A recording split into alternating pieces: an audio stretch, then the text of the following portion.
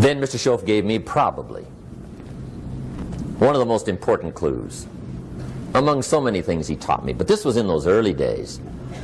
Mr. Schoaf was very kind, but he was also very abrupt. And he had these interesting questions to ask. I'm giving him a little rundown one day on how things hadn't worked out for me. He said, Mr. Rohn, I've got the answer for you if you will listen carefully. And listen carefully I did that day and for the next 5 years. If somebody's wealthy and happy, you gotta listen. He said, Jim, I've only known you a short time. But he said, it's already my honest opinion that for things to change for you, you've got to change. That wasn't quite the answer I was looking for. But that's the answer he gave me, and I pass it along to you on this warm summer evening in Anaheim, California, 1981. For things to change for you, you've got to change. Otherwise, it isn't going to change. Before I met Mr. Schoaf, I used to say, I sure hope things will change. Right? That seemed to be my only hope. If it isn't going to change, I'm in serious trouble. And then I discovered it isn't going to change, so I'm in serious trouble.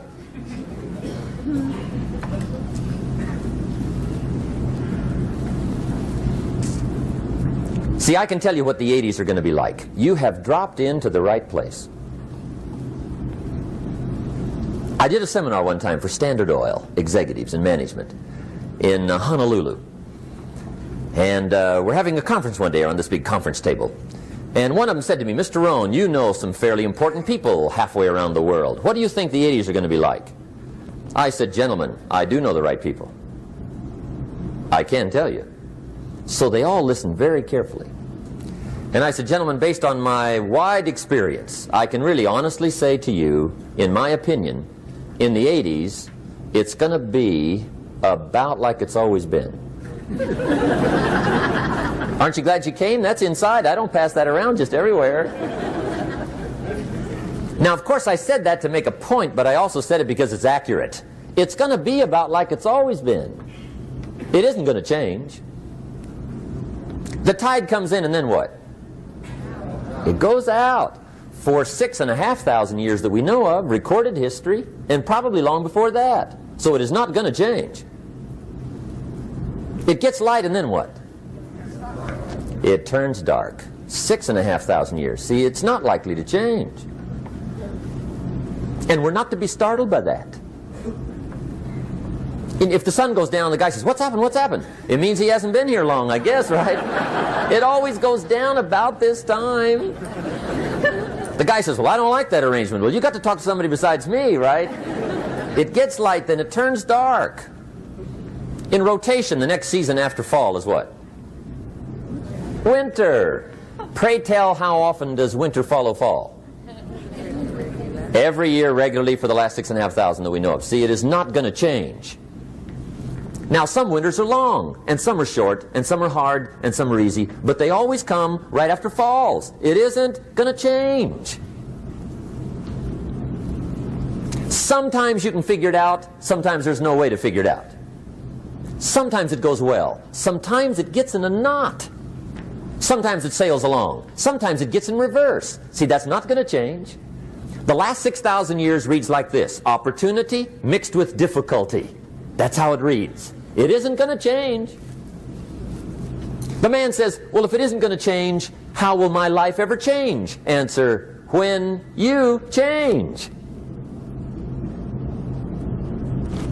And whether I'm talking to high school kids or business executives, my message is always the same. And it goes like this: the only way it gets better for you is when you get better.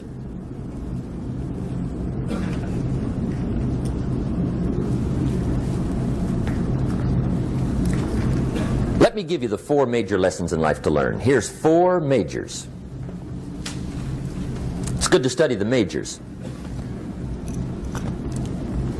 In our weekend seminar we teach, some people don't do well because they major in minor things.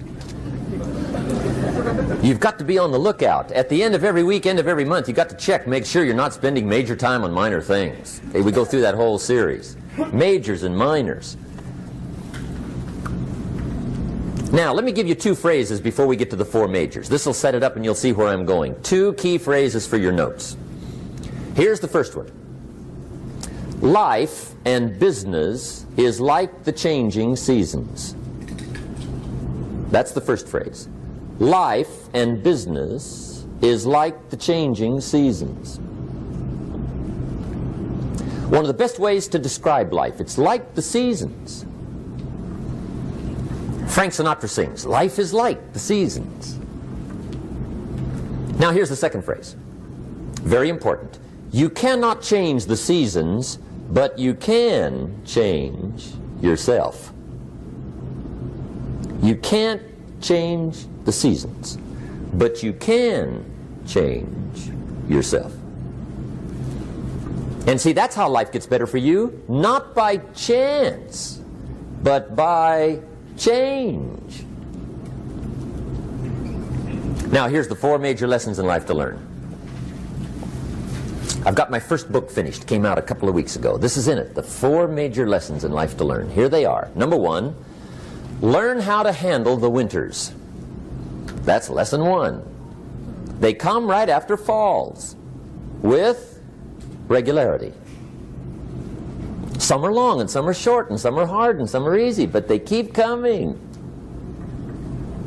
You must learn to handle the nights. They come right after days. You must learn to handle difficulty. It comes right after opportunity. You must learn to handle recessions. They always follow progressions for the last 6,000. See, it isn't going to change.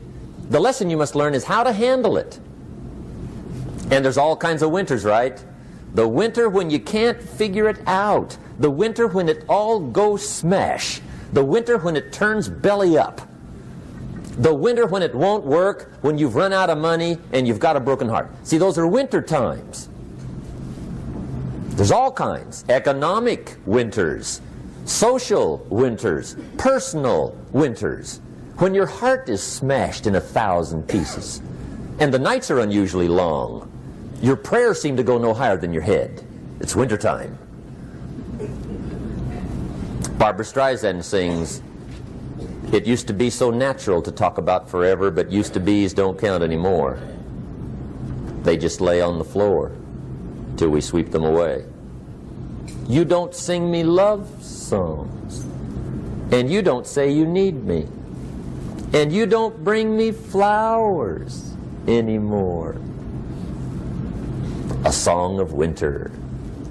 But see, the disappointments come. Those are normal. That's part of life. But the question is, how do you handle it? How do you handle the coming winters and the disappointments and the down times? Well, you can't get rid of January by tearing it off the calendar. But here's what you can do. You can get stronger, you can get wiser, and you can get better.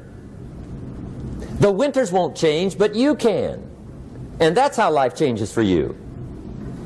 See, before I understood, when it was winter, I used to wish it was summer. I didn't understand. When it was hard, I used to wish it was easy. I didn't know. And then Mr. Schoaf gave me a part of his very unique philosophy when he said, "Don't wish it was easier, wish you were better." See, that triggered my whole life change. Don't wish for less problems. Wish for more skills. Don't wish for less challenge. Wish for more wisdom. That's the key. So that's lesson one. Learn how to handle the winters. Here's lesson two. Learn how to take advantage of the spring. That's the second one. Spring is called opportunity. And spring follows winter. What a great place for it. If you were going to put it somewhere, that'd be the place to put it, right after winter. And pray tell, how often does spring follow winter? Every year with regularity, 6,000. You can almost count on it. See, opportunity always comes. Days follow nights. Isn't that terrific? Opportunity follows difficulty. But here's what you must learn to do. Underline these two words in that key phrase. Take advantage. Underline those two. You must learn to take advantage of the spring. See, just because spring rolls around is no sign you're going to look good come fall. You got to do something with it. In fact, you have to get good at one of two things in life. Planting in the spring or begging in the fall. Or get somebody to do it for you. See, those are about the only alternatives. Now here's what else you must do. Take advantage of the springs quickly, because there's only a few. Just a handful of springs have been handed to each of us. They don't come forever. Life is fairly brief. So you got to read every book you can get your hands on what to do with your springs while they're here. And take advantage, they soon run out. The Beatles wrote, "Life is so short." And for John Lennon, it was extra short. But life is brief. Elton John sings, "She lived her life like a candle in the wind." It's brief. So whatever you're going to do with your life, you got to get at it. Don't just let the springs pass. Here's the third major lesson in life to learn. Learn how to protect your crops all summer. You got to take care of what you start. Sure enough, as soon as you've planted your garden in the spring, the busy bugs and the noxious weeds are out to take it. And here's the next bit of truth. They will take it unless you prevent it. And that's the third major skill to learn. You've got to learn to prevent the intruder from taking all the good you start. It's one of the challenges.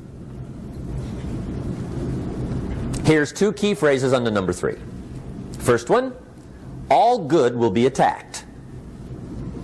On this planet. Maybe not the next one we get to, but on this one, all good will be attacked.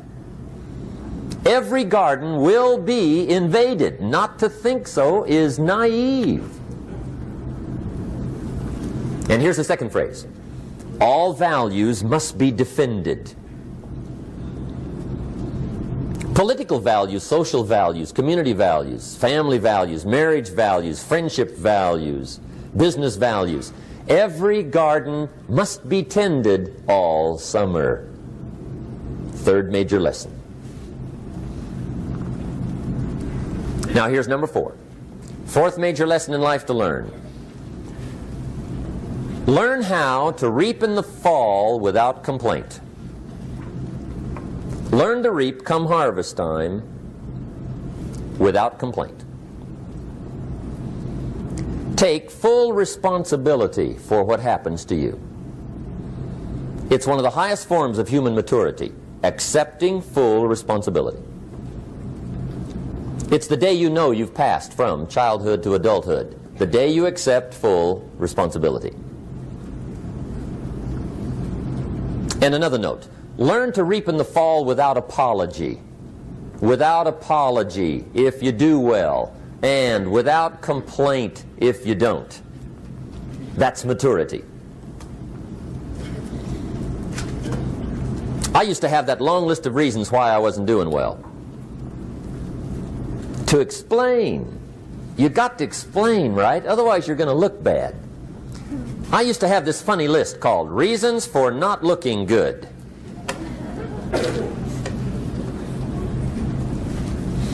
I used to blame the government. I mean, you can believe that or not. It was at the top of my list. I had a lecture second to none. The government. That was on my list.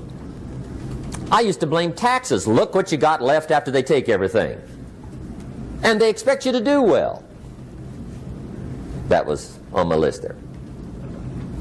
Prices, that one's easy, right? You walk into the supermarket with $20, come out with a little half bag. So I had that on my list.